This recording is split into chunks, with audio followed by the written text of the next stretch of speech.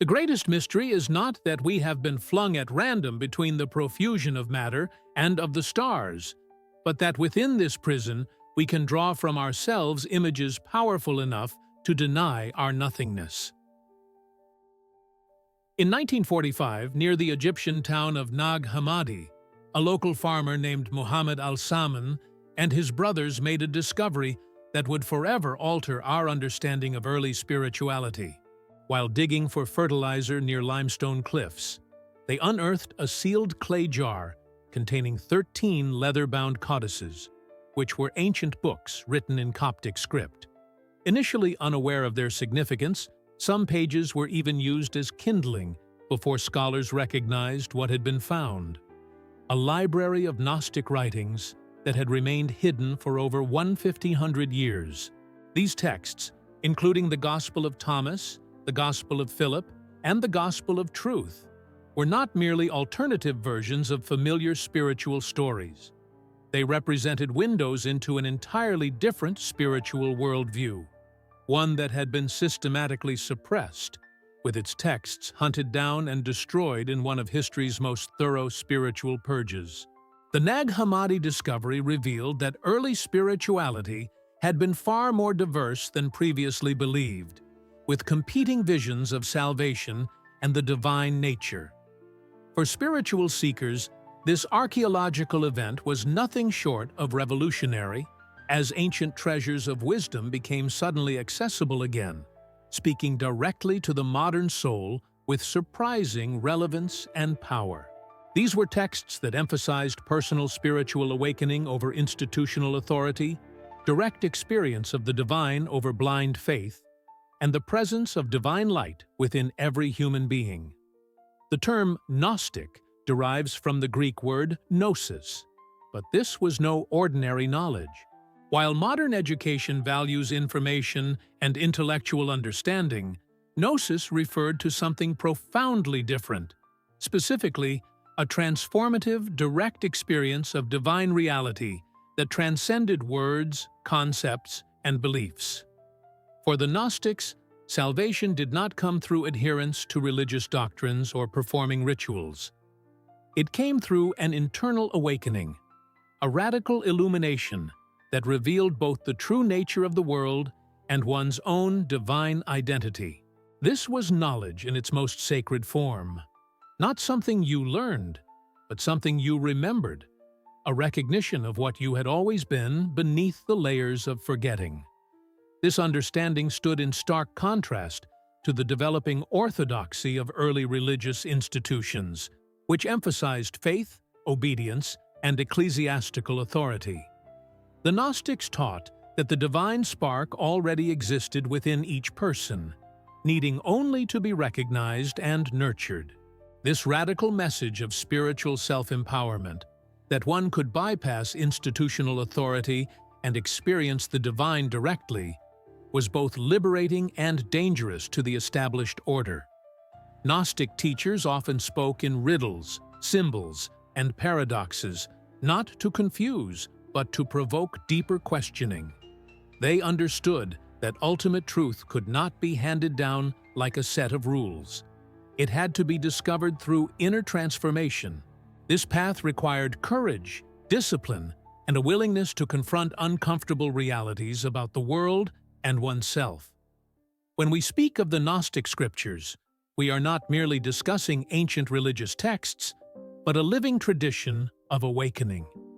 A call across the centuries to remember our true nature and reclaim the divine birthright hidden within the core of our being. To truly grasp Gnostic teachings, we must enter their breathtaking and often unsettling vision of the universe. Unlike mainstream religious views that portrayed the material world as the perfect creation of a benevolent God, the Gnostics presented a far more complex cosmology that sought to explain the presence of suffering, evil, and imperfection in existence. At the highest level of reality existed what the Gnostics called the monad, the ineffable, unknowable source of all being. This divine fullness existed beyond form, beyond thought, and beyond even being itself, embodying absolute unity, light, and love. From this infinite source emanated various divine beings called aeons, who dwelt in perfect harmony within the pleroma, the realm of divine fullness. However, this perfect balance was disrupted when one aeon, often identified as Sophia, wisdom, acted independently in her passionate desire to know the unknowable monad. From this misguided act emerged a being of lesser light, a flawed and ignorant creator known as the Demiurge. Unaware of the greater realms above him, the Demiurge believed himself to be the ultimate god. In his arrogance, he created the material universe, a world that was dense, imperfect, and filled with suffering. This cosmic drama explained what troubled religious thinkers for centuries. How could a perfect God create such an imperfect world? The Gnostic answer was revolutionary, asserting that he did not. This world was the creation of a lesser, ignorant being who mistook himself for the highest divinity. In this grand mythos, human beings carried within them fragments of divine light, tiny sparks of the original source, but they were trapped within physical bodies, imprisoned in the Demiurge's corrupt world. Life on earth was seen as a kind of divine exile, a fall into forgetfulness where the soul became intoxicated by the illusions of matter, power, and ego. The Gnostics described humanity as living in a dream, a counterfeit reality unaware of its true origins. Systems of government, religion, and even conventional morality were often viewed as tools used by the Demiurge and his servants, called archons, to keep souls asleep and enslaved. Everything that convinced a person they were only a body, a nationality, or a role in society were all chains binding the soul deeper into illusion. Yet, despite this seemingly bleak vision, there was profound hope. Deep inside every person burned a memory, a homesickness for the divine light. This memory could be awakened through gnosis. Individuals could recognize the false nature of the material world, shatter the illusions that bound them, and begin the journey back toward the pleroma. This journey was not about rejecting life or despising existence, but about seeing through it, realizing that behind every object, experience, and event lay a deeper truth. The physical world was a shadow, and the task of the Gnostic was to perceive the light behind the shadow, to navigate life with the understanding that they were in exile but not abandoned. In the Gnostic view, spiritual awakening was a rebellion, a revolution of consciousness against the false authorities of the material world. It was a heroic quest to retrieve the soul's lost inheritance and return to the source from which all true life flows.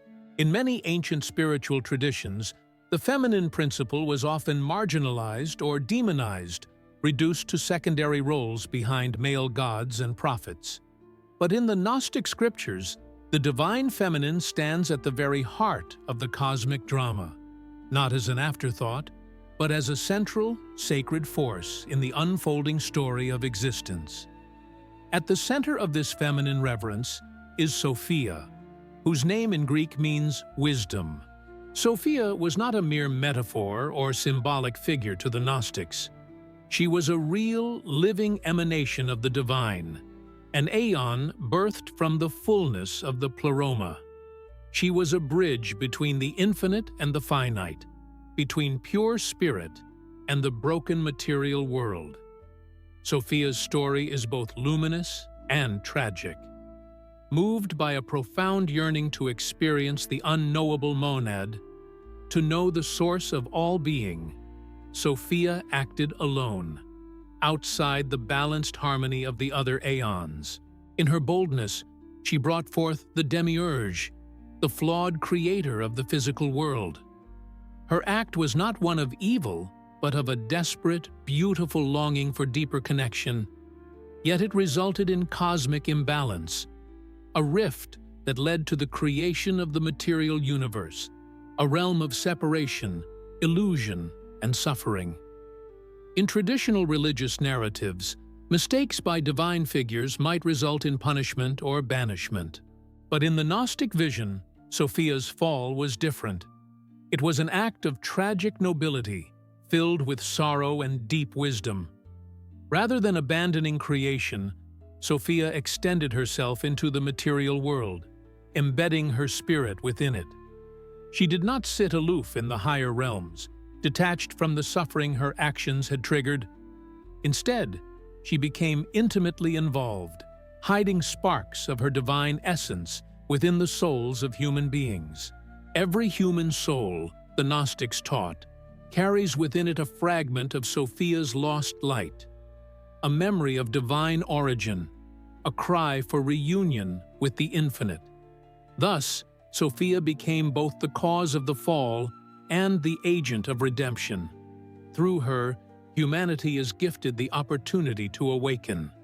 Her spirit calls to souls wandering in darkness, urging them to seek knowledge, to remember their true home beyond the veils of illusion. Sophia's presence is the hidden yearning we feel for something greater than this world can offer. The ache for meaning, the hunger for transcendence, the intuitive sense that we belong to something vast and beautiful beyond the reach of our senses. Importantly, the Gnostic honoring of Sophia stands in stark contrast to theological frameworks that portrayed the feminine as dangerous or corrupt. In the Gnostic vision, it was not a feminine figure who brought sin into the world. It was Sophia who brought the possibility of redemption. The feminine was not a symbol of temptation, but of wisdom, compassion, and spiritual depth. Some Gnostic texts suggest that redemption involves both the awakening of the mind and the stirring of the heart, with Sophia igniting the soul's longing to return to the pleroma. She leads the seeker through inner transformation, past the false rulers of the material world, and back to the embrace of the true divine. For spiritualists today, the figure of Sophia offers a profound healing insight, that the divine feminine is not absent or diminished, but alive within us, whispering through dreams, intuition, art, and the deep longing for truth. To honor Sophia is to honor the wisdom that is born from both joy and suffering, the wisdom that comes not from conquering the world, but from understanding it, loving it, and transcending it. Sophia reminds us that mistakes, even cosmic ones, do not sever us from the divine. Instead, they become the raw material for our awakening. Through her, the Gnostics teach that redemption is woven into the very fabric of existence, that even in our darkest moments, the light of divine wisdom is closer than we dare to imagine. At the heart of the Gnostic worldview lies a chilling and provocative idea that the God who rules this world, the God worshipped by many as the Creator, is not the true, ultimate source of life, but a false God. This being, known as the Demiurge, stands as one of the most unsettling figures in all spiritual literature, a deceiver who mistakes himself for the highest divinity and traps souls in a world of ignorance, suffering, and illusion. The Gnostics describe the Demiurge as the ignorant offspring of Sophia's unintended act, created without full knowledge of the infinite source. The Demiurge was a being of limited light, possessing power but lacking true understanding. In his blindness, he believed himself to be the one and only God, declaring arrogantly, "I am God, and there is no other God beside me." These words, quoted in some Gnostic texts, were not seen as divine affirmations, but as proclamations of profound delusion.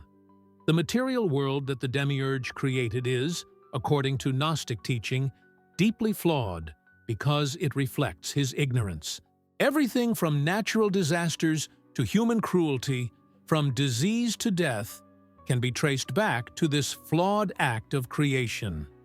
To the Gnostics, it made no sense to believe that a perfect, all-good deity would create a world so filled with pain, and injustice. The logical explanation, they said, was that the world was not the product of a perfect being at all, but of a lower, corrupted force who mistook his own limited power for supreme authority. But the deception runs even deeper. The demiurge did not work alone. He was surrounded by a host of beings called the archons, rulers, authorities, and spiritual parasites who assisted him in maintaining control over the material realm. These archons manipulated human minds, fostering ignorance, fear, pride, and division. They delighted in binding souls to the world through false promises, superficial pleasures, and the endless distractions of material existence. In some Gnostic texts, the archons are described as guardians of the various celestial spheres that the soul must pass through on its journey back to the pleroma. At each level, they challenge the ascending soul, attempting to turn it back through fear, desire, or deception. Only souls armed with gnosis, with the passwords of spiritual knowledge, could successfully navigate past these cosmic gatekeepers. This vision of malevolent spiritual forces controlling the world might seem paranoid or fantastical to modern ears, but for the Gnostics, it explained the fundamental brokenness of existence, why good people suffer, why justice fails, why the world seems designed to keep souls asleep and separated from their divine source. It was not just a mythological story, but a profound psychological insight into the forces that keep human consciousness trapped in limitation. The demiurge and his archons represent all the powers that bind the soul, not just external authorities like governments or religious institutions, but also the internal forces of ego, fear, attachment, and ignorance. They are the voices that whisper, "This is all there is. You are only your body. Accumulate more. Consume more. Fear more." They are the architects of what the Gnostics called the counterfeit spirit, the false self that masquerades as our true identity. Yet despite their power, the demiurge and the archons have one critical weakness. They cannot touch the divine spark hidden within the human soul. That spark, that fragment of true light, remains forever beyond their reach. The task of the spiritual seeker is to awaken that spark, to recognize the false nature of the material world, and to reclaim their birthright as a child of the infinite light. This requires more than belief. It requires profound inner knowledge, self-examination, and a willingness to reject the lies that society and institutions impose. It demands that the seeker stop worshiping external authorities and instead turn inward, where the true divinity still whispers in the secret chambers of the heart. The demiurge fears this awakening, for every soul that recognizes the truth weakens his dominion over the world. Every act of genuine self-knowledge, every moment of transcendent insight is a crack in the prison walls he has built. In some Gnostic stories, the ultimate destiny of the universe is not eternal entrapment under the demiurge's rule, but a great awakening, a cosmic rebellion where the divine sparks return to the pleroma, leaving the false god and his archons powerless and forgotten. The world of illusion will eventually crumble, and the light of true being will shine once more, unobstructed and free. To those walking the spiritual path today, the concept of the demiurge offers both a warning and a challenge. Beware of the forces, both seen and unseen, that seek to chain your soul. Do not be fooled by the glitter of material success, the seduction of power, or the comfort of blind conformity. The prison is real, but so is the key hidden inside your own being. The Gnostics call to us across the centuries: awaken, remember, escape. The false god may rule the outer world, but he has no dominion over the soul that has truly come to know itself. In the Gnostic vision, salvation is not something that can be handed to you. It is not a prize given for obedience, nor a transaction completed through ritual or belief. Instead, salvation is an awakening, a profound inner transformation, a breaking of chains that have bound the soul to a world of illusion. To the Gnostics, salvation meant remembering who you truly are. Mainstream religions often taught that salvation came from outside, from a savior, a church, or divine grace bestowed upon the faithful. But for the Gnostics, the message was radically different and far more personal. The power to awaken lies already within you. Every soul carries a spark of the divine light, a forgotten memory of the higher realms. Yet this spark lies buried beneath layers of ignorance, distraction, fear, and attachment to the material world. The task of the spiritual seeker, then, is to penetrate these layers, to peel away every false identity, every lie accepted from the outside world, until only the pure, shining essence remains. This is no easy task. The world, designed by the demiurge and maintained by the archons, constantly bombards the soul with illusions. You are your body, they whisper. You are your reputation, your possessions, your fears, your desires. The longer a soul believes these voices, the deeper it falls asleep within the dream of material existence. Gnosis, true knowledge, shatters this dream. It reveals that the physical world, while real in one sense, is ultimately a shadow of something infinitely greater. It shows that suffering, while painful, is not the final truth.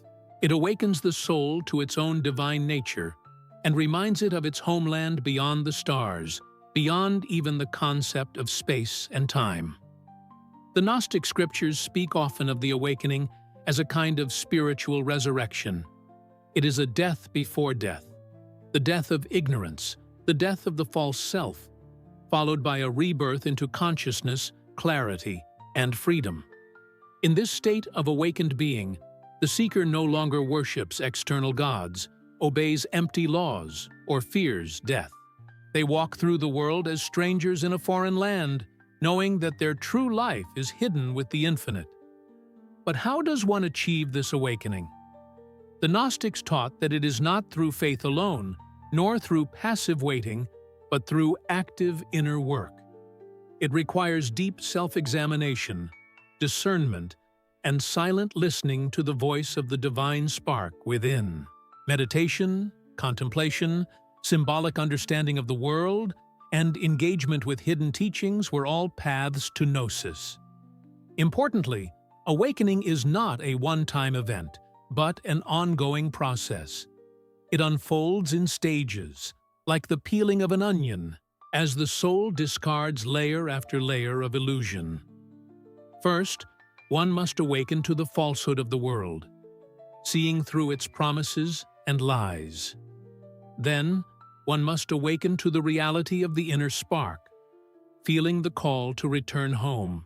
Finally, one must actively participate in their own ascent, transforming thought, emotion, and action into reflections of the inner truth. The awakened soul lives within the world, but is no longer ruled by it. They recognize the traps of pride, greed, fear, and attachment for what they are, the tools of the archons, and they choose, moment by moment, to align with the deeper truth burning within. In this way, salvation becomes not a gift bestowed from above, but a heroic quest, a journey of remembering, reclaiming, and rising. It is the soul's rebellion against forgetfulness, the courageous act of saying no to illusion and yes to the divine truth hidden within every being. The Gnostic message is a call to arms for the soul. You are not powerless. You are not lost forever. The light is within you, waiting to be found. And once you awaken, not even the demiurge himself can hold you captive. As early spiritual movements spread across the ancient world, they were not a single unified faith, but a swirling ocean of ideas, texts, and interpretations.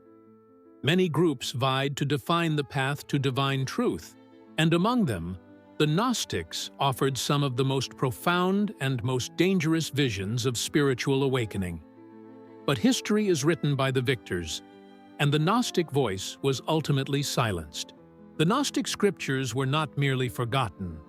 They were deliberately suppressed, hunted down, and destroyed in one of the most dramatic spiritual purges the world has ever known. Why were the Gnostic teachings so threatening? Because they challenged the very foundations upon which emerging religious institutions sought to build their power. The Gnostics taught that spiritual authority did not belong to external institutions, priests, or leaders, but to the awakened soul itself. They rejected the idea that salvation required mediation through a religious hierarchy. They dismissed rigid dogmas, creeds, and rituals as at best unnecessary and at worst, chains designed to keep the soul asleep.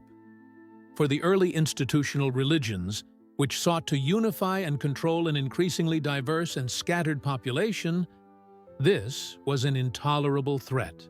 Unity demanded clear doctrines, official scriptures, and a chain of authority that flowed downward from divine sources to religious leaders and then to the people. The Gnostics, with their mystical visions, cryptic teachings, and emphasis on personal enlightenment, could not be controlled. They were spiritual anarchists in a world that increasingly demanded order. Thus, religious leaders moved swiftly and decisively. Councils were convened to define orthodoxy and to condemn heresy. Leaders wrote treatises specifically targeting the Gnostics, accusing them of inventing false texts and seducing the faithful with their fictions. These campaigns, ironically, preserved knowledge of many Gnostic ideas we would have otherwise lost. Official lists of accepted scriptures were drawn up, and alternative writings were banned. Possession of Gnostic texts became dangerous, even deadly. Manuscripts were burned, libraries were purged, and communities were broken apart. Those who clung to Gnostic beliefs were branded as heretics, excommunicated, and sometimes persecuted. It is important to realize that the suppression of the Gnostic scriptures was not merely a political or theological decision. It was a spiritual war, a battle over how humanity would relate to the divine. Would people be taught to look outward for salvation, relying on institutions, authorities, and external rules? Or would they be encouraged to turn inward, to seek the divine light within themselves, and to walk the difficult, lonely path of self-knowledge and inner liberation? The institutional religions chose the former, and the Gnostic path was buried under centuries of fear, misunderstanding, and silence. And yet, it was not entirely lost. Some Gnostic writings survived, hidden away by brave souls who understood their importance, buried in the deserts of Egypt, sealed in clay jars, and protected by secrecy. They waited in silence for over 1,000 years until the world was finally ready to hear their message once more. The discovery of the Nag Hammadi Library in 1945 was not just an archaeological event. It was a resurrection, a voice crying out from the ancient past, calling spiritual seekers to remember the truths that once threatened to set the world free. Today, the suppression of the Gnostic scriptures serves as a reminder of the immense power that hidden knowledge possesses. Knowledge that liberates the soul has always been dangerous to systems that seek to control. The Gnostic scriptures survived not because they were safe, but because the truth they contained could never be entirely extinguished. Their re-emergence invites every spiritual seeker to ask the same daring questions the Gnostics once asked. What if the divine is closer than you think? What if salvation is not something you receive, but something you realize? What if you have been carrying the key to your freedom within you all along? The Gnostics were silenced for a time, but their message still lives, waiting for those with eyes to see and ears to hear. The Gnostic scriptures are not a single book or a neatly organized doctrine. They are a treasure trove of spiritual insight scattered across different writings, each offering a unique glimpse into the hidden dimensions of the soul and the universe. While many texts were lost to history, the discoveries at Nag Hammadi in 1945 brought back into the light several of the most important Gnostic works, writings that every true seeker should know, study, and reflect upon. Perhaps the most famous of these is the Gospel of Thomas. Unlike other spiritual texts, Thomas is not a narrative of events, but a collection of 114 sayings, direct, enigmatic teachings. Many of these sayings have no parallel in other traditions, and some radically transform familiar ideas.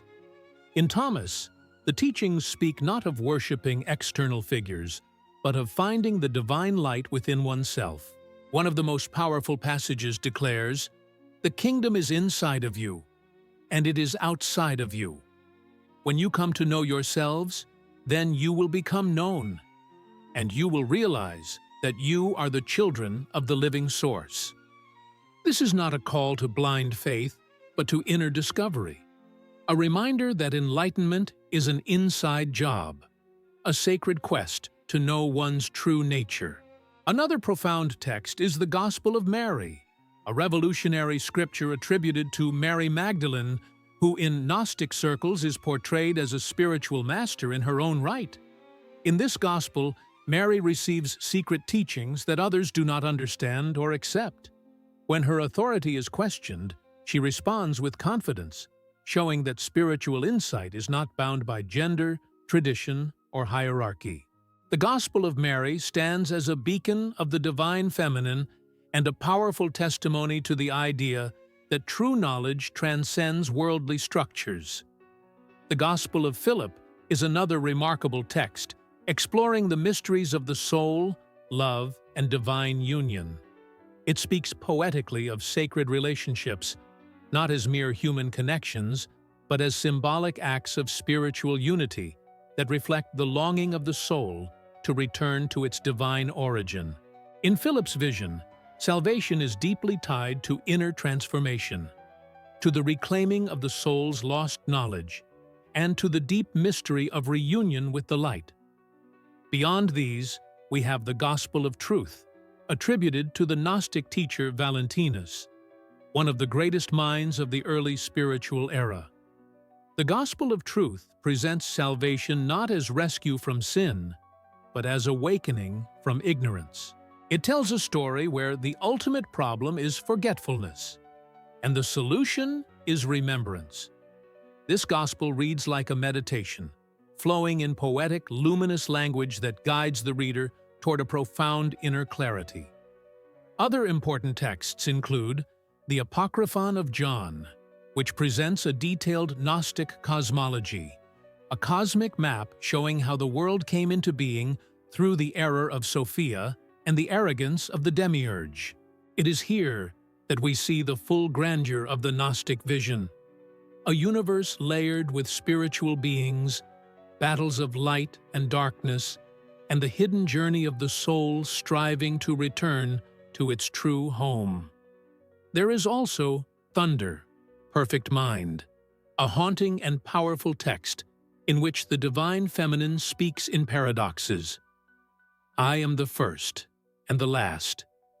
I am the honored one and the scorned one. I am the whore and the holy one. In these lines, the Gnostic vision explodes the narrow definitions of good and evil, sacred and profane, inviting the seeker to transcend dualities and see the hidden unity behind all things. Each of these texts, and many others, offers a piece of the puzzle. They are not easy reading. They are deliberately mysterious, filled with riddles, symbols, and paradoxes designed to wake the soul, not simply to inform the mind. They are spiritual exercises as much as they are teachings, catalysts meant to ignite the spark of gnosis within. For the spiritual seeker, these Gnostic writings are like letters from an ancient brotherhood of awakened souls, whispering across the ages. You are more than you have been told. The world is not what it seems. Awaken, remember, and return. Today, with these scriptures once again available to us, we have the rare opportunity to drink directly from the well of lost wisdom, to engage with teachings that invite us not to believe, but to know, not to follow blindly, but to seek with open eyes and fearless hearts. In an age of overwhelming information, constant distraction, and spiritual confusion, the Gnostic scriptures matter more than ever. Their ancient voices cut through the noise of modern life with a message that feels eerily, almost painfully relevant. The true battle is not outside you. It is within you. Salvation is not a promise handed down by institutions. It is a quiet revolution of the soul. Today, humanity faces a crisis of meaning. People chase after endless material comforts, yet feel emptier than ever. We are surrounded by technologies that connect us across the globe, yet many feel more isolated and empty than in any previous generation. Organized religion, for many, has either hardened into rigid dogmas or dissolved into vague sentimentality, leaving seekers hungry for something deeper, something real. Here, the Gnostic scriptures speak directly to the heart of the modern spiritual malaise. They remind us that external achievements, social approval, and material security cannot satisfy the soul's true longing. The world we are taught to strive for, a world of status, consumption, and shallow entertainment, is an illusion crafted to keep us asleep. It is the same counterfeit world that the Gnostics described nearly 2,000 years ago, a dream spun by the demiurge and his archons, keeping humanity in a prison of forgetfulness. But they also offer hope. They tell us that within every human being burns an unquenchable light, a direct connection to the infinite. No matter how deep the illusions, no matter how powerful the forces of distraction and fear, that spark can never be fully extinguished. It waits patiently for the soul to remember. The Gnostic path calls us to turn inward, to question every assumption we have inherited, to see beyond the surface of reality, to listen for the silent truth that lives beneath the noise.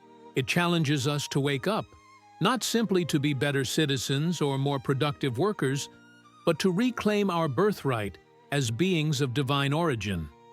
In a world obsessed with external validation, the Gnostics call us to internal transformation. In a world built on control and conformity, they call us to inner freedom. In a world terrified of death and obsessed with clinging to life, they call us to remember that the soul is eternal and cannot be harmed by the illusions of time and decay. The Gnostic scriptures matter today because they remind us that true spirituality is not about believing what you are told. It is about knowing who you are. It is about becoming conscious in a world that profits from your unconsciousness. It is about remembering your divine origin and living in a way that honors the light within you, even when the entire world seems designed to make you forget.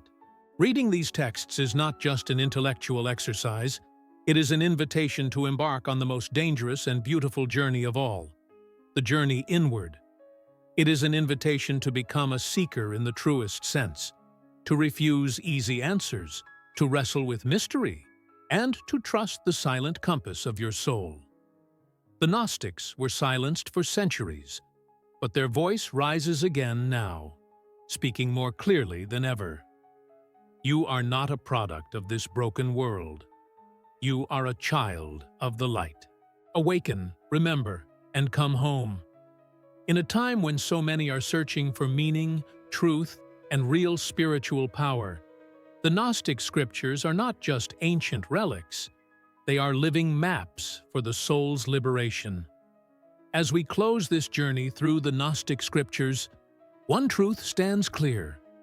These ancient voices were not meant only for the past. They are speaking to you, right here, right now.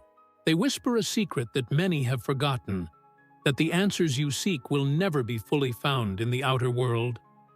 No matter how loud society becomes, no matter how many authorities claim to hold the keys to salvation, the deepest truth remains. The light you are looking for is already within you. The Gnostics knew that awakening was not safe, and it was not easy. It demands courage, the courage to question, to search, to stand alone if necessary.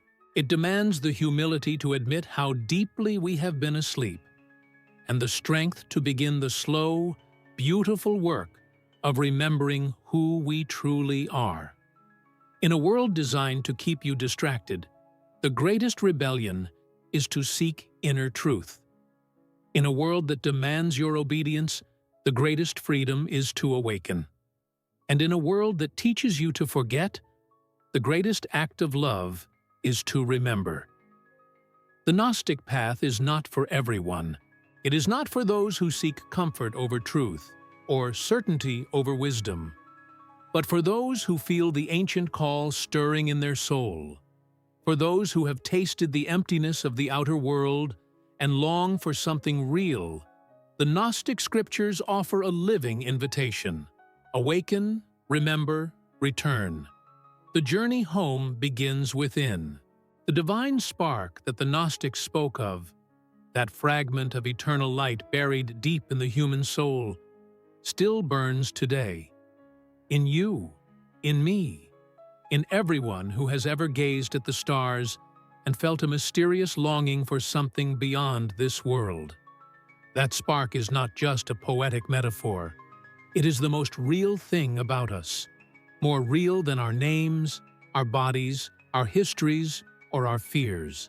When the noise of the world grows too loud, when the illusions seem too convincing, when the path seems too difficult, the Gnostic message remains our steadfast companion. You are not what they have told you. You are not your mistakes, your limitations, or your suffering. You are a being of light temporarily clothed in shadow, a divine spark journeying through the darkness, seeking to remember the brilliance of your true nature. This is the eternal call to awakening that echoes through the Gnostic scriptures, a call that transcends time, culture, and even religion itself. It is the voice of truth speaking directly to the soul, bypassing the mind with its doubts and defenses. It is the voice that has always been speaking, waiting patiently for us to become quiet enough to hear.